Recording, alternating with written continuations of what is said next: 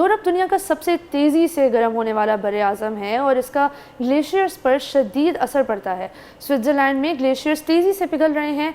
पिछले साल इनका 4% हजम कम हो गया था, जो कि 2022 के रिकॉर्ड 6% के बाद दूसरा सबसे बड़ा नुकसान है। ये रुझान रुकने का नाम ही नहीं ले रहा। स्विस यूनिवर्सिटी ITH ज्यूरिख के ग्लेशियोलॉजिस्ट मटेयस हस के मुताबिक 2024 में भी ग्लेशियर्स तेज़ी से बर्फ़ खो रहे हैं। हालांकि सर्दियों में काफ़ी बर्फ़बारी होती है। उन्होंने कहा है कि कुछ ग्लेशियर्स बिल्कुल ही टूट रहे हैं और छोटे ग्लेशियर्स गायब हो रहे हैं।